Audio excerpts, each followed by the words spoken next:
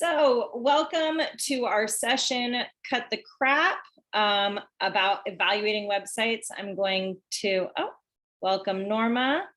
I am Corey Wareham, and I'll get my screen share going here.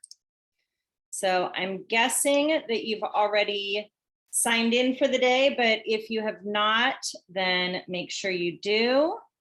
And this is our session, Cut the Crap, Lateral Reading to Evaluate Online Sources. This has been created by myself, Corey, and Tanya. We're both librarians in the district. And some of the things we wanted to say, first of all, we'll give you the slide deck at the end because it'll mess up the game that we want to play if we give it to you first. There's some extra info that's on the slides we're not going over in the interest of time. And this is a skill that we think is best for upper elementary to high school students. At the lower elementary ages, we still recommend providing the websites and resources to students that we select. So the first question is, how have you taught students to evaluate a media in the past? And if you guys could just answer in the chat, is there anything that you've done to evaluate websites before?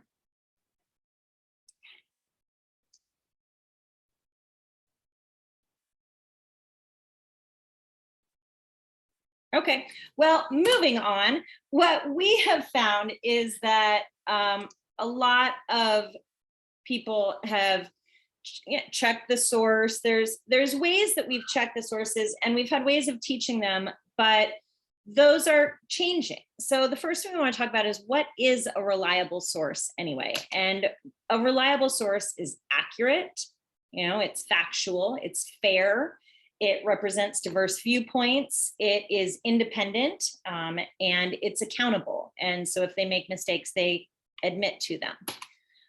In the past, we have taught students to look at a website. Some people might have done this CRAAP test. Some might have done the 5 W's method, but basically we were looking at a website itself to determine if the website was accurate. And, we've realized you can't trust a source to evaluate itself. And so now we've moved on to lateral reading. And so what is lateral reading? It's really the heart of what we're getting to today. And lateral reading is reading about a source instead of reading the source itself. And basically, we're just saying, instead of having our students read this whole long website, that we have them figure out, is this actually a website that I should use? And it could save them a lot of time and frustration. So we're going to open a new tab when we look at a site, search our source, and go from there. So our first example for reading about the source before reading the source itself is the American College of Pediatricians. And so we want to see if the American College of Pediatricians is a source that we would use with our students. And now this is where I'm going to close. This is where I had 2 people here, and I'm trying to figure out, if I stop the share, I need to open up a different tab and go this one, escape, and here we go. The American College of Pediatricians. Can you guys see my screen again? We good? Okay, so here we have this website. It looks really official. They seem like their whole point is to make children safe and healthy. But what we would like to do now is do an internet search of the organization. So open another tab and Google the American College of Pediatricians and see what you find out, and if it would be a source that you would use with your students, why or why not. And then if you could just type in the chat whether this seems like a source that should be used with your students.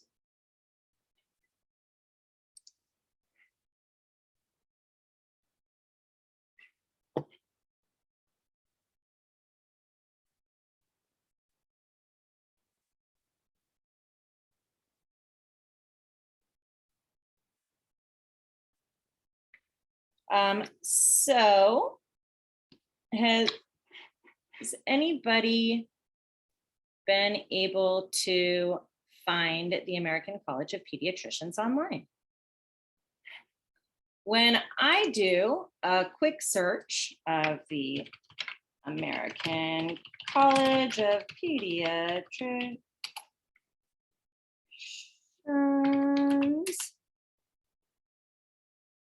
you can see even on Wikipedia, the first thing it says is it's a socially conservative advocacy group.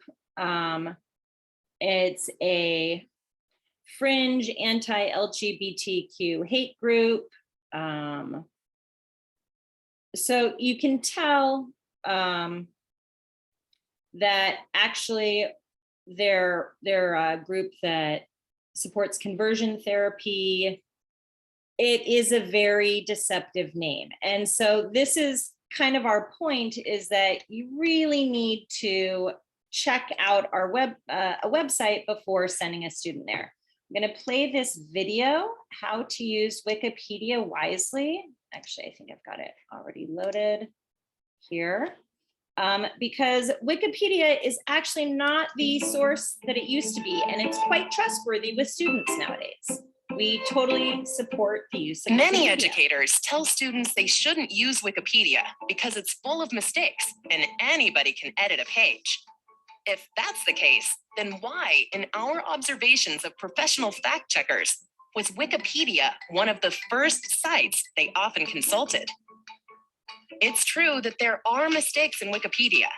A 2005 study from Nature found that the typical Wikipedia science article had 4 mistakes. But the same study found that the typical Encyclopedia Britannica entry contained 3 mistakes. In contrast to a print encyclopedia, Wikipedia allows for changes to be made almost immediately and for information to be kept current. And it's not true that anyone can edit any Wikipedia page. Many of the most viewed entries are locked, which means that only high-level Wikipedians can change them. To tell students not to use Wikipedia is to deprive them of one of the most useful tools on the internet. Instead of teaching them to avoid it, we should be teaching students how to use Wikipedia wisely. When fact checkers go to Wikipedia, they scan the body of an article. But what they are really looking for is the goldmine of sources at the end of the article. For example, the American College of Pediatricians has an official sounding name and logo. It's easy to think that it's the main organization of pediatricians in the country. But even a quick scan of Wikipedia shows that not to be the case. But the real evidence comes at the bottom, in the references Wikipedia requires in substantiating a claim. In a matter of seconds, students can find in these references a letter from Francis S. Collins, the head of the National Institute of Health, condemning this small group for misrepresenting his research findings. This brings the trustworthiness of the American College of Pediatricians into question. And fact checkers don't just examine one source, they look at multiple sources. Used properly, Wikipedia is an invaluable resource, especially as a launching pad for evaluating online information. We need to teach students how to use it wisely. Okay, so thank you for bearing with me for that short video. But you know, I used to teach students that they could not use Wikipedia, and it's really changed a lot. So as one of our district librarians, we completely support using it and want to encourage you to do the same. So back to lateral reading. It is searching up about a group, but it's also investigating a claim. And I'm sure that many of you have used Snopes before.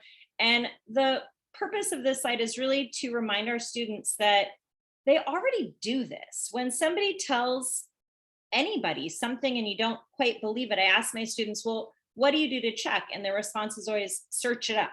I just search it up.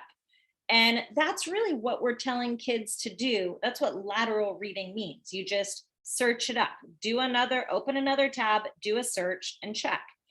Is Drake dead? Quick, open another tab. Turns out, no, he is not.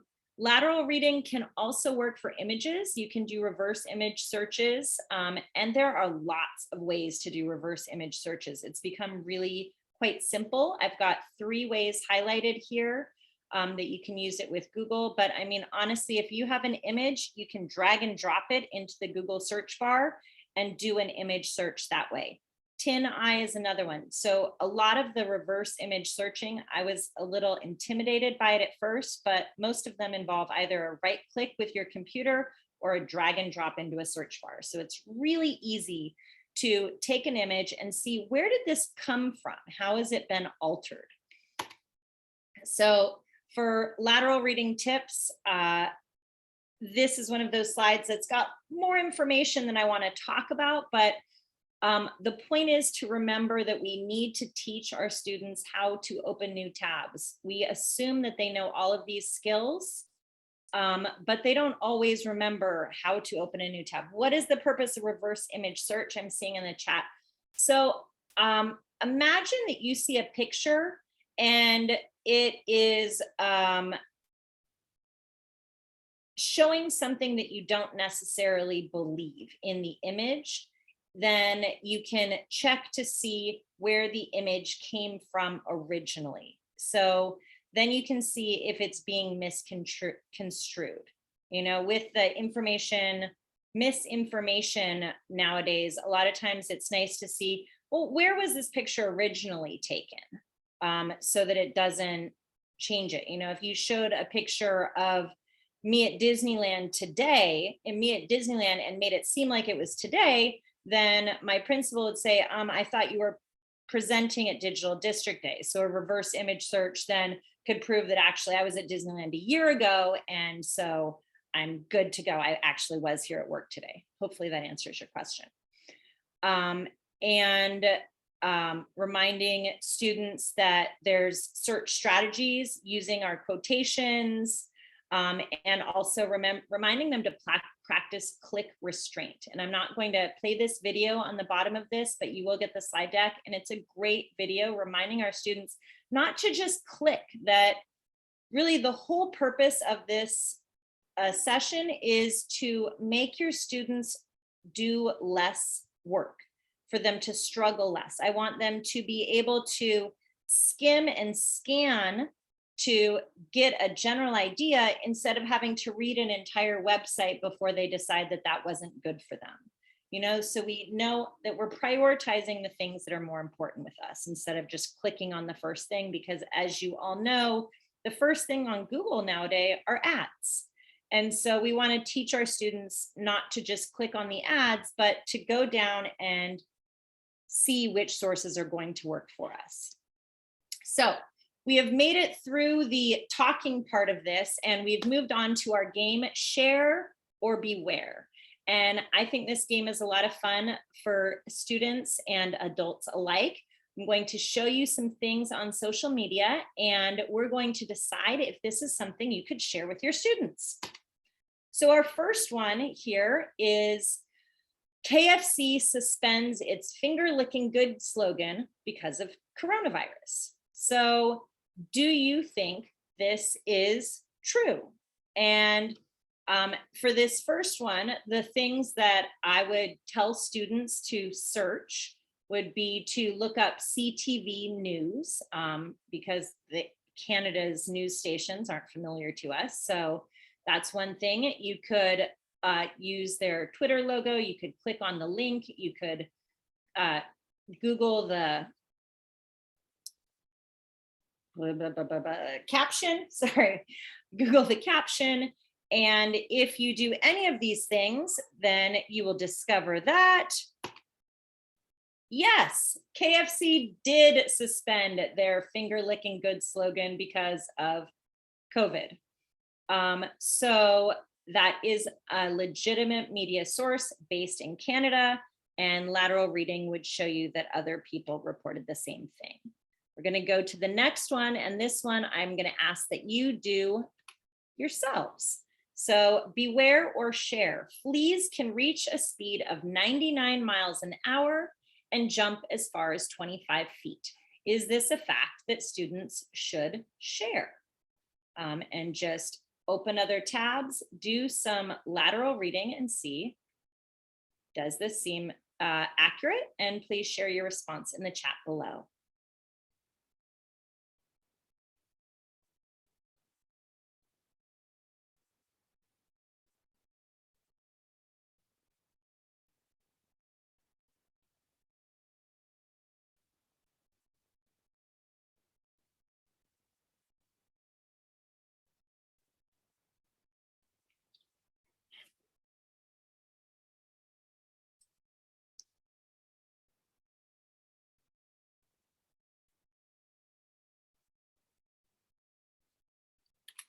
Okay, so if you have searched online about fleas, you can see that yes, this is not true. There's no bio in that, and lateral reading will tell you that fleas average just about 7 inches per jump. Oh, 13 site, 13 inches, exactly. So you can see it's absolutely not true. Moving on to our next one. Wikipedia is great. That's fine. Use Wikipedia. We don't hate Wikipedia anymore. It is just fine. Our next one, I think this one's a nice Bay Area piece of information. Yeah, there is not a lot of consistency on flea jumping height and speed, I've noticed. And then your kids can get in a whole discussion about that. Maybe they want to test fleas themselves. But moving on to Berkeley. Berkeley, in July 22nd of 2019, I've got this tweet that says Berkeley is to amend municipal code to excise gender-specific terms in favor of gender-neutral ones. So we get rid of terms like manhole to maintenance hole, craftsmen to craftspeople or artisans, firemen to firefighters, and repairmen to repairers. Share or beware, is this a tweet that your students could share? And so I invite you to do some lateral reading, check to see, is this true? Please share your answers in the chat below.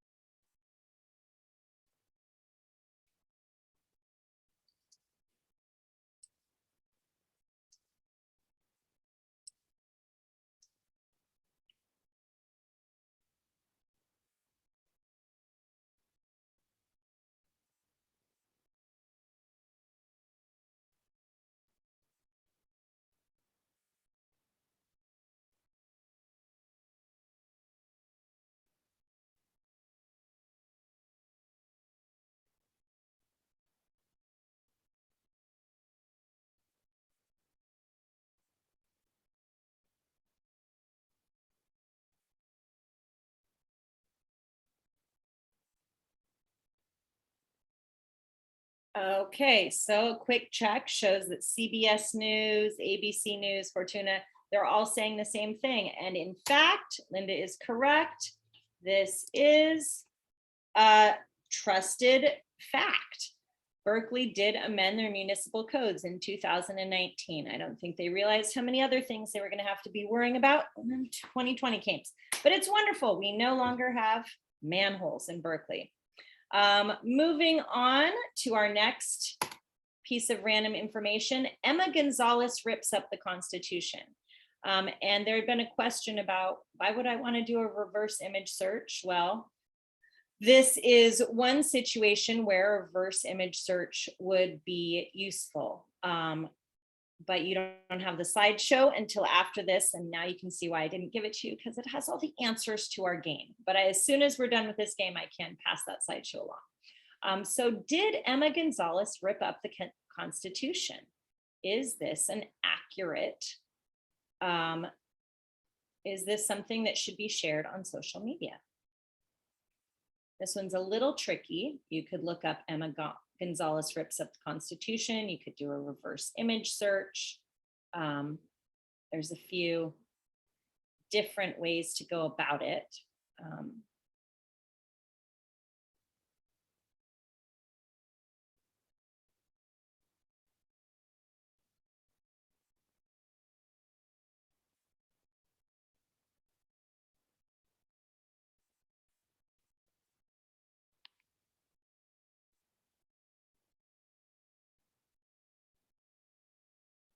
Okay, I'll give you just, well, I forgot I was supposed to be putting my Jeopardy music on during this time. My co-presenter got called back to her school. So we're just gonna have to, there we go.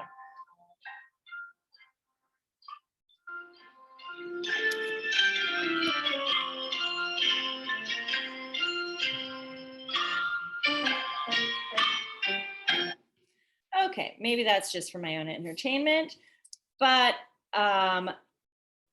beware, altered photo as revealed by reverse image search and lateral reading shows that this is faked. She's actually ripping a paper target, like a shooting target, which makes sense since she's from Parkland. So this is where you can see that altered images can be used to spread misinformation. And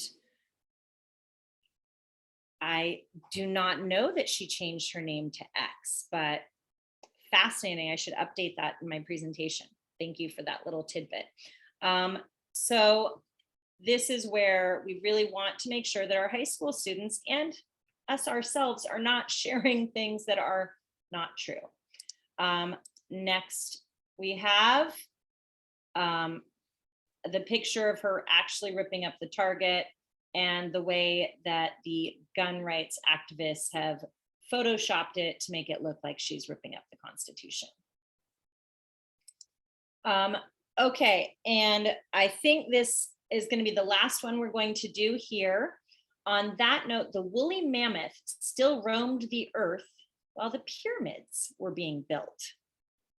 So were there woolly mammoths around while the pyramids were being built? Share or beware.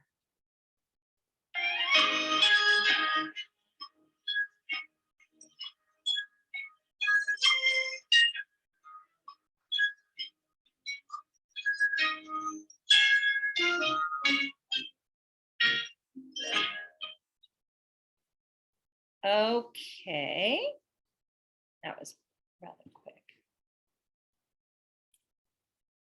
But I do need to give you time for the feedback. So I'm going to slide here, and lateral reading will confirm that this is actually true. What you will see now, I'm going to flip through a whole bunch of slides so that you can see that this slide deck has lots that you can use with your students. And I want you to use and adapt these for your grade level. We've tried to come up with examples that would be relevant for elementary through high school students. Do you swallow 7 spiders a year? Are these buildings real? Lots of great examples that you can adapt to your own needs. I'd like to just remind that all of you that we want to teach our students skepticism, but we don't want to make them cynical. We don't want them to think that all information is somehow out to manipulate them, that everything is tactical, that every headline, every straight news piece wants something or has some ulterior motive.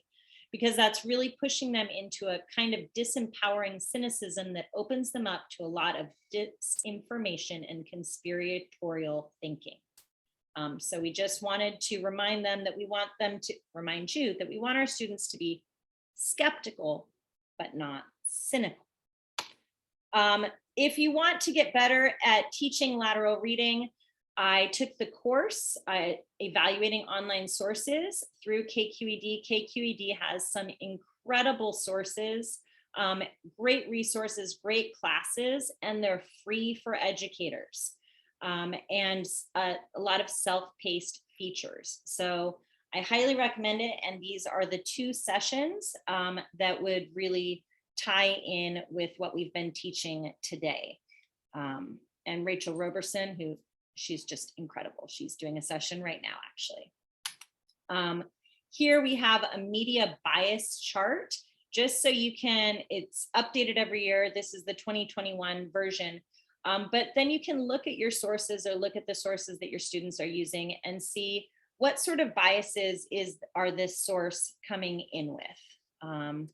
And finally, I'd like to push for always using your librarians to help you come up with resources. If you don't have time to evaluate the resources, if you're not comfortable with your students doing it, we've got plenty of databases that have been already curated. So please feel free to use both your school librarian and the district or the public library. Thank you for attending. We've got my information and Tanya's, who, as I said, had to get back to school.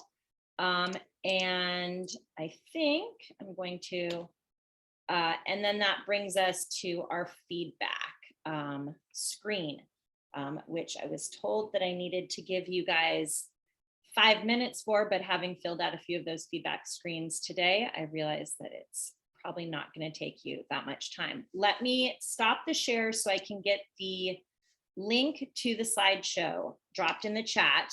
And then you guys will be able to access this with your students, because I think the share beware game, it's a lot of fun. So let me click that link, and anyone with the link. Okay, great. Share, copy the link and drop it here.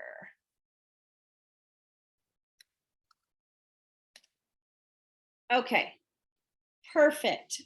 So now you've got access to everything. Please use it. I hope that this has been useful for you all. I hope that you remember that really lateral reading is just teaching our students to open a new tab and skim about a source before they use a source. And I've been making my 3rd grade son do it all summer. He became interested in overpopulation and started telling me all sorts of crazy things. And I just keep saying, check your source, check your source. So it's easy to do. I hope you enjoy it. I hope this session was useful for you. Thank you for joining us, and enjoy the rest of your afternoons. Thanks for coming here today. I'll see you guys all somewhere back at SFUSD. Take care, everybody. Thanks so much.